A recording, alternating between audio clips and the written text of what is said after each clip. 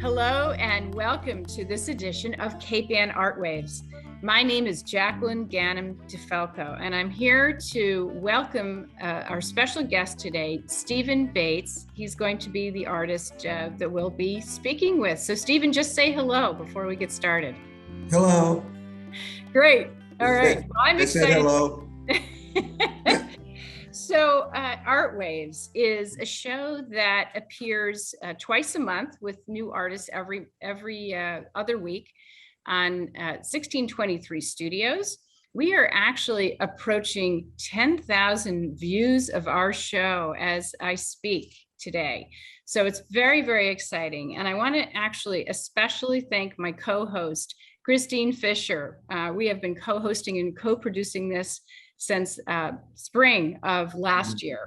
Our show is sponsored by Prince Insurance Agency and Christine Fisher Visual Artists, the McDermott McCarthy team of Gibson Sotheby's International Realty, the Common Crow Natural Market, and of course, 1623 Studios, and our arts marketing partner, CART, Society for the Encouragement of the Arts.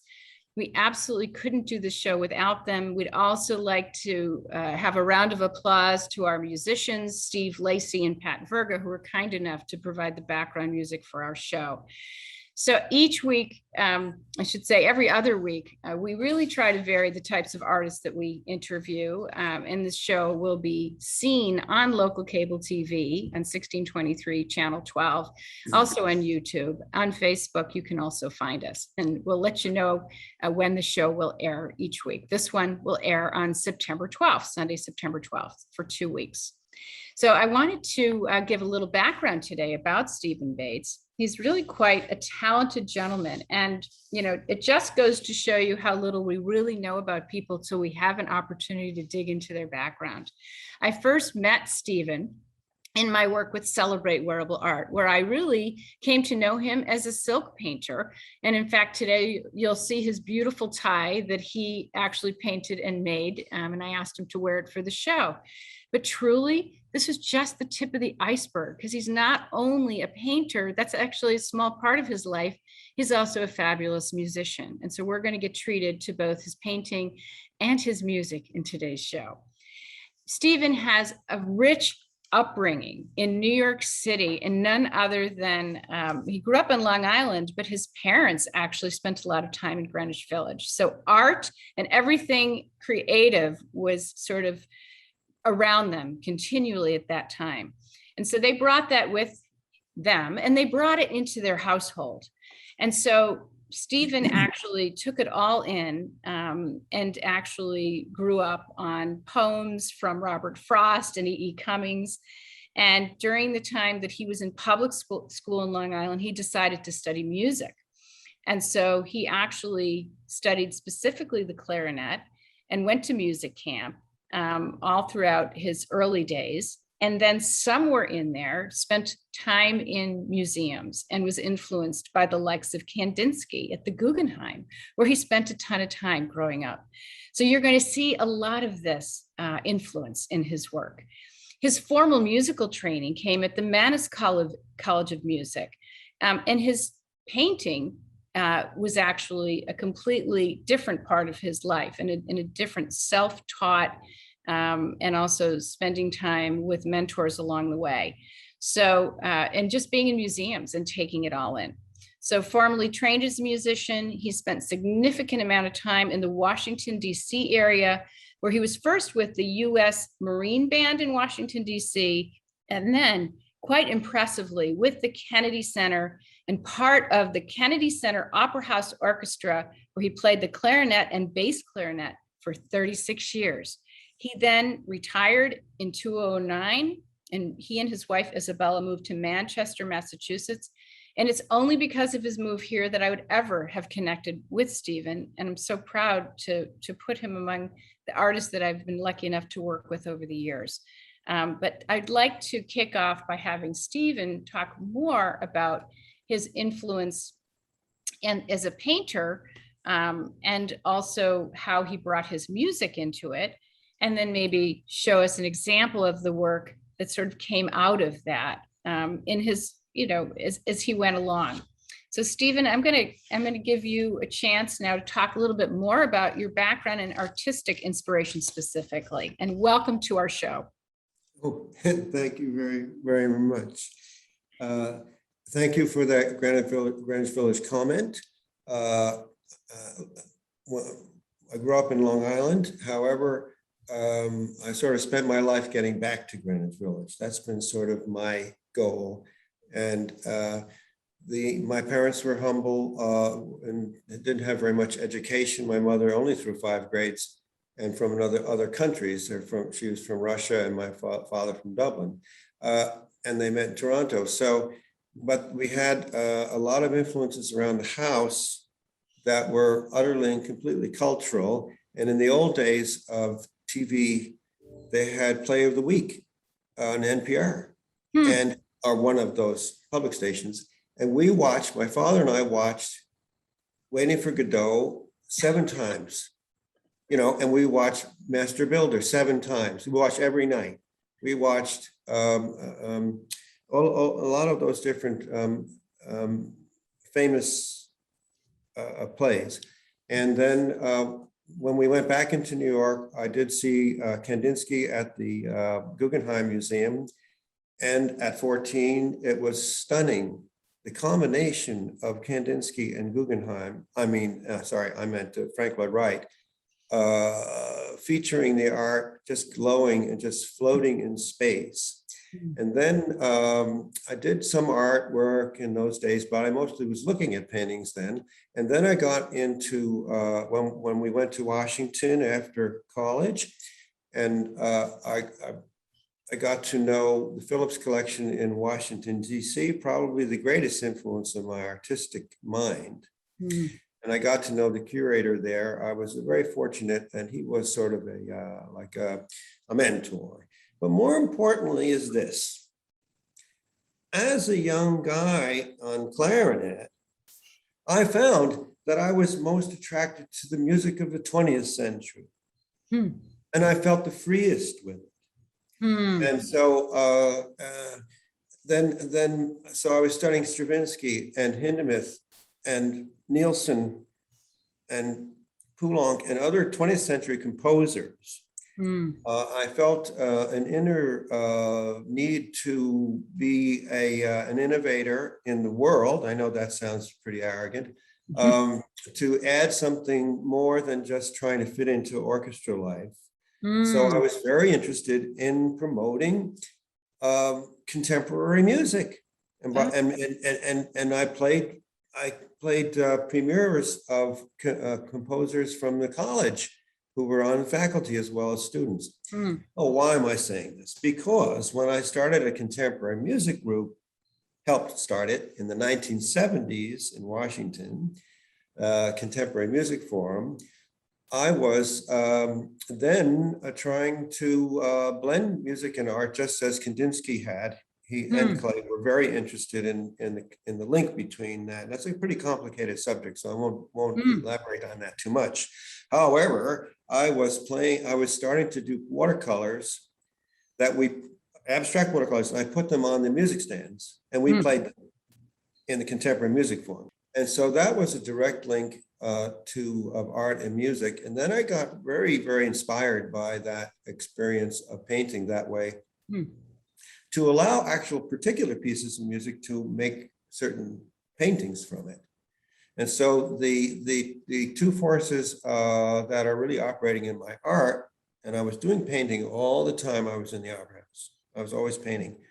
And I had a lot of exhibitions in Washington, D.C. also. Okay. But what really was happening was that I was allowing the world of painting to influence my art. Now, why is this? Because I wanted movement in my painting. Okay, gotcha. So let's stop there, because we're going to get into the particulars of your process in a minute. But before we move on, let's just talk about a piece. Let's just talk about The Goddess Awaits. Oh, thank you for that. That's wonderful. Thank you. The Goddess Awaits. Let me just preface it by saying that Kandinsky is sort of the background influence because he wanted to create an abstract language which would convey ideas. In fact, you know, his titles of his paintings, like for example, Reciprocal Accord is a title of one of his paintings. It says these psychological, philosophical, you know, impacts of his titles. Okay, so let's talk about the Goddess. Now, the Goddess Awaits is a painting I did right around 2016. Okay. And it turns out that after the election, when Trump was elected, there was an enormous amount of protest of women all over the country, every city. And I felt this enormous energy just exploding outward. Okay. And so I took all of that energy and I squeezed it into this black box. We had some guests come see the work, and he said, well, oh, look, there's a face there. Now, I hadn't intended that, but it just came out like the profile of the goddess, and she has tresses in her hair, tresses in her earrings, and her eye is showing there. And someone can say, I don't see that. But you saw it. I see it, and my friend saw it.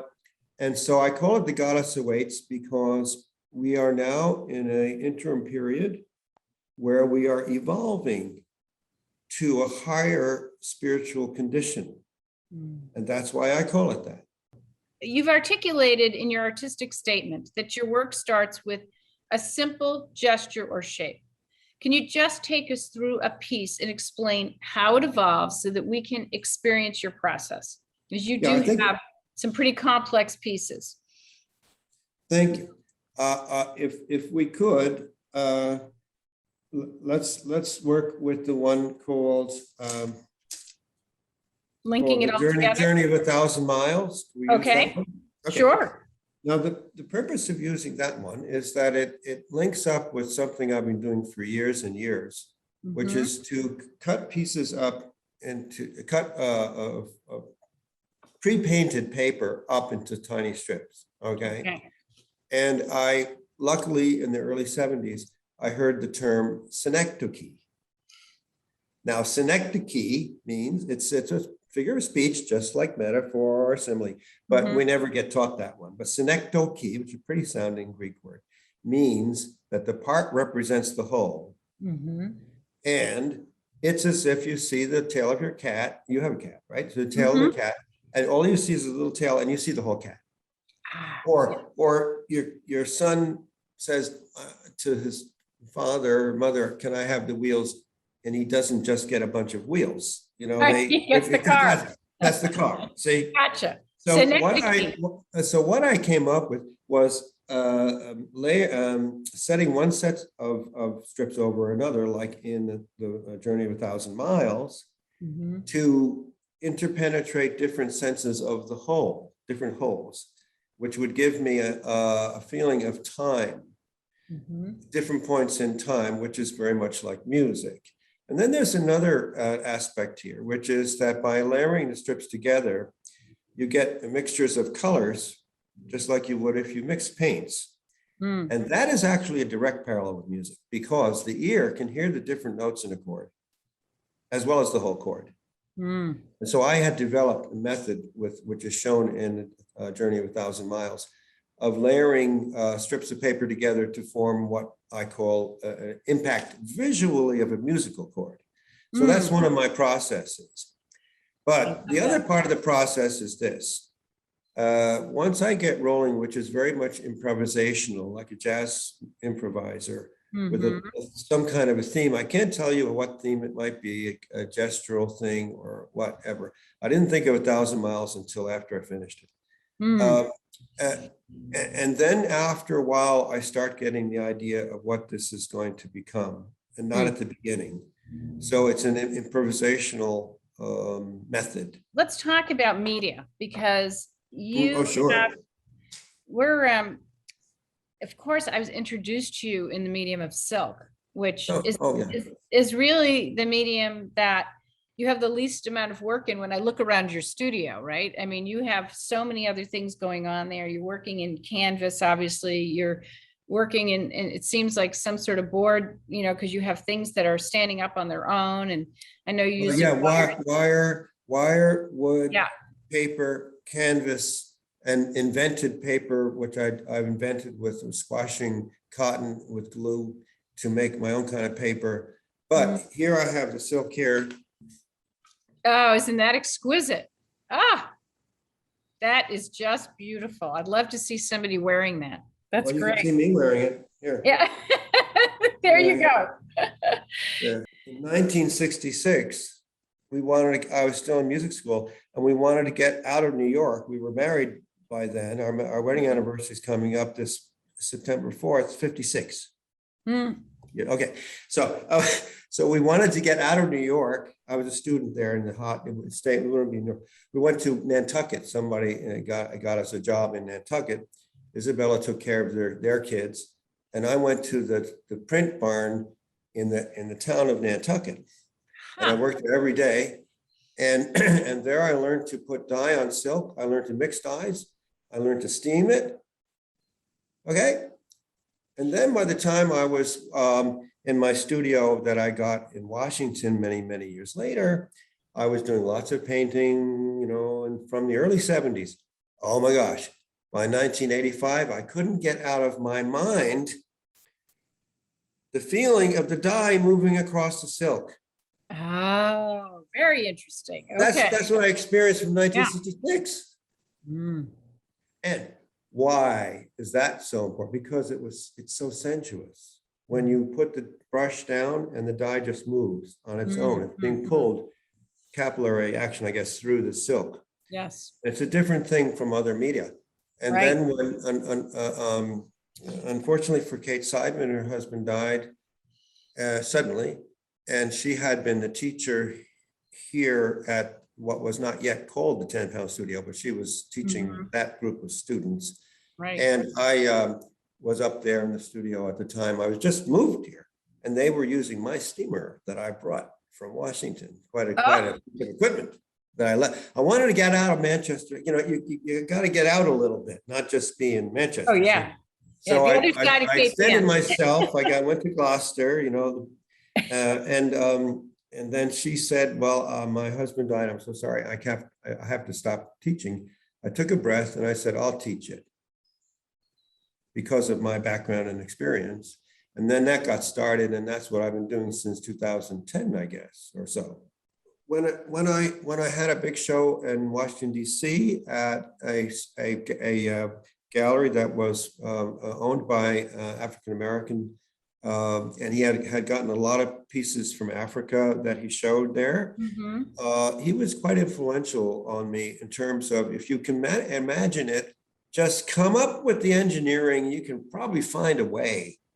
Because a lot of those pieces that came from Africa were like not contained in like a square, but were freer than that. Yeah. And also used a lot of textile and different kinds of things. Yeah. So he was quite influential on me. And in that regard, I was beginning to get ideas just around that time about what is called sculpture. Now, it's important because the sculpture things that I started to do in Washington were paper.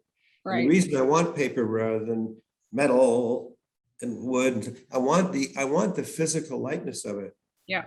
You know, and I was also having a wonderful conversation with a woman who was a very famous flower arranger, and we had a great conversation about the interrelationship between the delicacy of the petals and my idea of the delicacy of the floating paper. See? Okay. Yeah. And all I have to work out is some of the engineering so it doesn't die overnight. Right, but it's like, you know, but I'm working on that. So we're going to show a video of some of your work. And I think it's in that video that we'll see some of the sculptural pieces that are currently in the studio. Okay. They're three-dimensional. All right. And I think we'll probably do that now, because I think just talking about it doesn't really give it the credit that it deserves.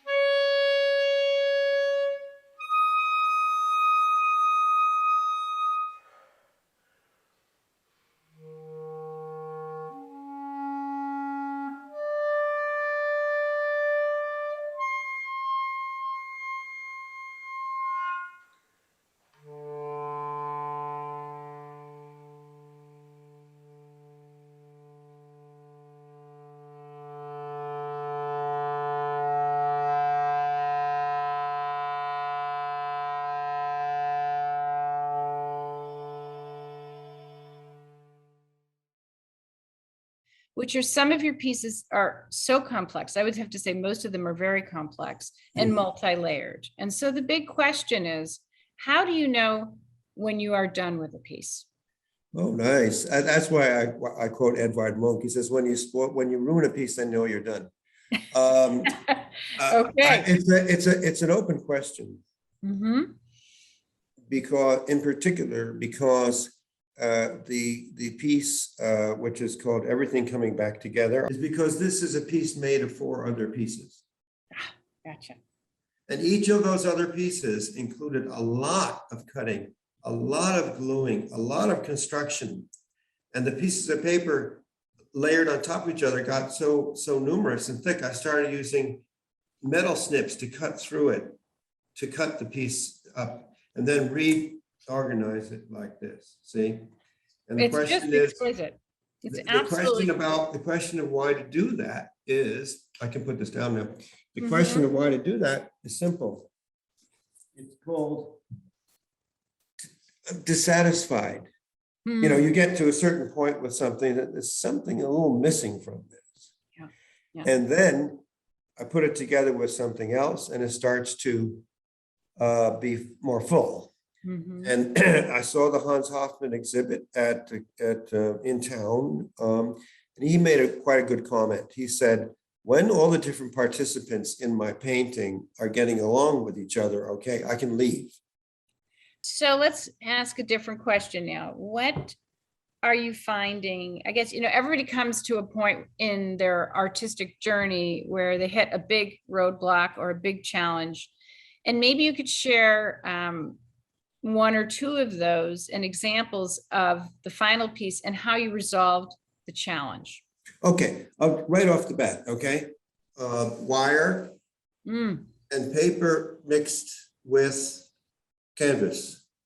Wow, isn't that so gorgeous? the paper, it's good, heavy watercolor paper mixed with canvas. Mm-hmm. And this one's called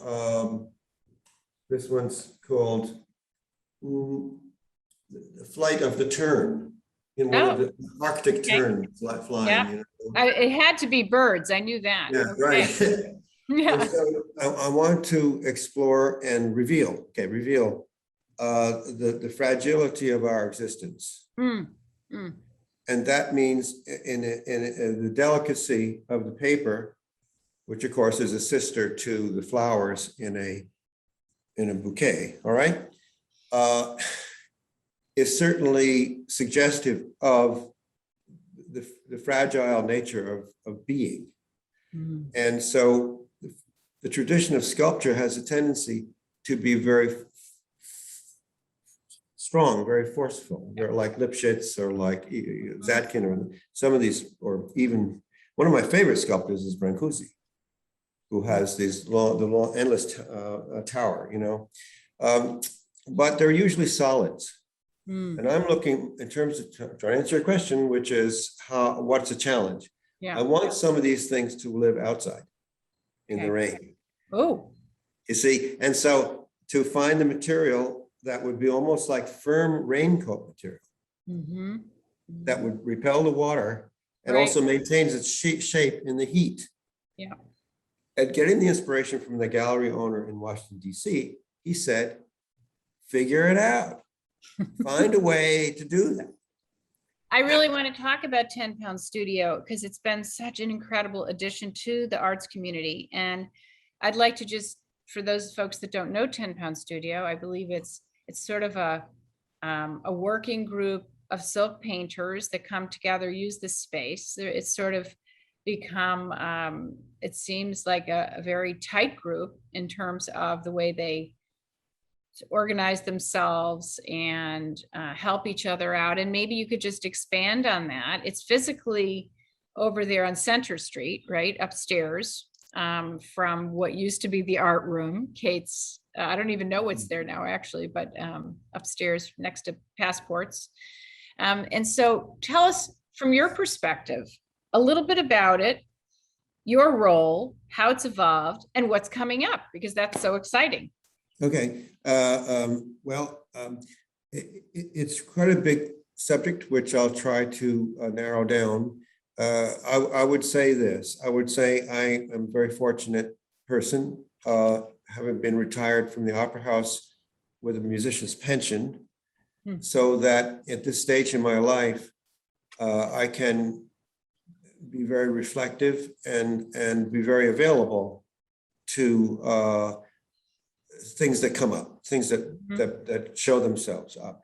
And that's why I took on the studio after Kate had to leave. And in so doing, I found that the biggest challenge really is of relating to the people in the studio, and the role of strongly helping people to be confident, to be willing to research and to search for things, and also that psychology plays a big role in my role. At first, I was concerned about, do I have enough knowledge of the silk painting skills and stuff? But actually, what really evolved was a lot of experimentation and a lot of different, so that, frankly, my approach to the silk painting is that it's the same as my approach to my other painting. So it's always highly experimental. Without getting into details, I'm very experimental. Yeah. Also, one other thing. As you can probably imagine, it happened to be mostly women. We now have one guy, Axel, who is a phenomenal person. I know. It's beautiful to have him involved. We've become good friends anyway. But here's my argument. Okay, so women traditionally have so many responsibilities, and therefore they have been very, very good at multitasking. And in that process of the multitasking, they'll have a slot of 2 hours or so to come to the silk paint studio and work there, see? But what I have tried to convey to everyone is you need an hour just to get in the mood, just to become comfortable with this creativity idea, coming up with ideas. And what happens at this studio is people have gotten to know each other quite well, so they're all talking to each other about their pieces.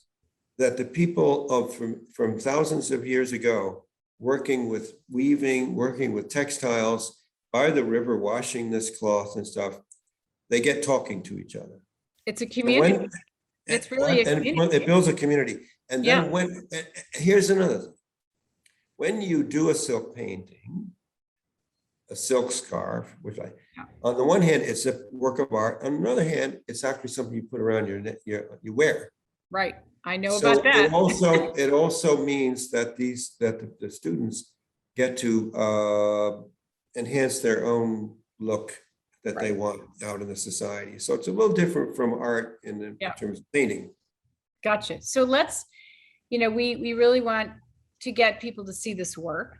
And fortunately, I understand, and the timing of our show is such that we can get everybody to get this on the calendar for the full month of October. Good. Yeah. Correct? Yeah.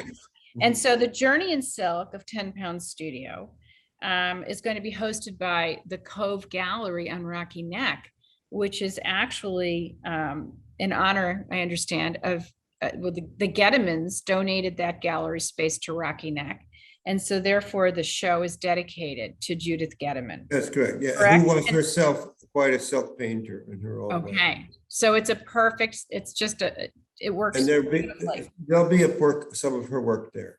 Oh, isn't that fabulous? And it's, you mentioned to me, it's Thursdays through Sundays, 12 to 5. And then in the meantime, Stephen, tell us how we can see your work, and is your work commercially available? Yes. People are welcome to use my telephone number. Okay. Only by appointment at my house. I currently have a show going on at the house now, which has featured 73 works. And all the rooms in the house are being used. You can see the kind of gallery-like space in this part of our house, and many other rooms as well. So right. Now I wanted to just point out, I'd love for you to move over so we can see that beautiful piece behind you. Is this the piece we call The Realm of the Peacock? Is that correct? Yeah, yes. Can you see it? Does it look Yes, big we can there? see it. And I just wanted you to comment on it because Okay, I want to okay. end on that note, because you did mention to me that it was about the biggest challenge and the most complex piece. Yeah, that one was, but now I have more complicated things that I'm trying to do that will go outside. Okay. But I will say this, just briefly, in ancient times, the sculptures in Greece and Rome were actually painted, and the rain, of course, washed that off. And by the time Michelangelo and those guys were starting to see it, it was just looks like spaghetti without sauce.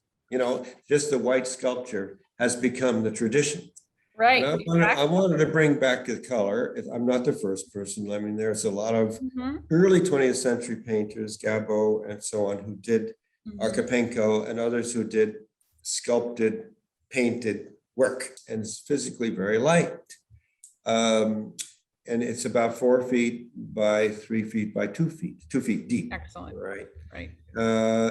I guess if I have to add words to it, I would say it's about exuberance, leaping forward. And the reason it's called The Realm of the Peacock, okay, is because, with the exception of certain people, a lot of people are humble and don't have, you know, a spectacular look, you know. And so the peacock is laughing at us guys, saying, "Why don't you be like me? Come on, love yourself and show it all off. Just show it. Come on." Okay. You know, excellent. And so that's why that's called The Realm of the Peacock, because that's about what that's about. See. So I think in summary, Stephen, because I'm going to wrap up now, you're somebody that has been able to exercise your own artistic potential in many ways. And now you're really at a point where you want to share that with the world. And you're doing it so generously through sharing your work, sharing your skills, sharing your time in the community.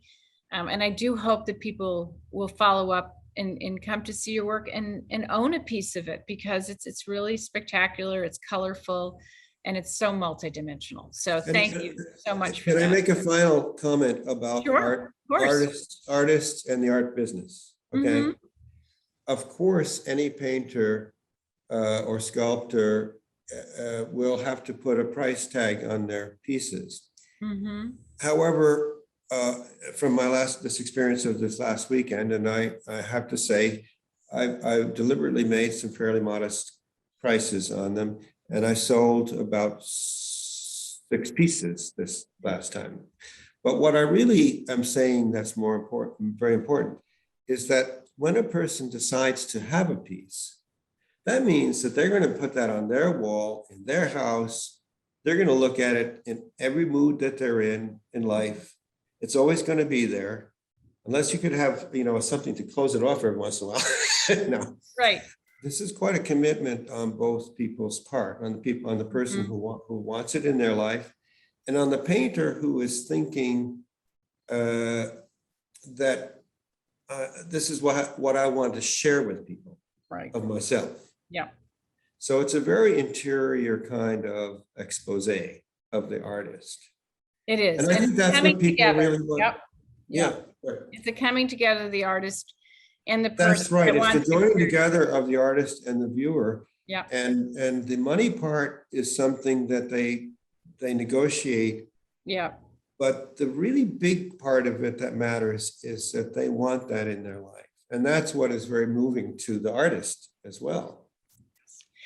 Thank you so much for that. And we're going to wrap up our show today. And I'd like to, again, thank Stephen. I'd like to thank 1623 Studios, all of our generous sponsors, and also encourage our audience to follow this on Facebook on 1623 Studios, to look for us on YouTube, to share this show generously so that we can reach that 10,000 views, and to thank our nearly 50 artists who have given us their time to share their stories over the past year, and in particular, our artist this week, Stephen Bates.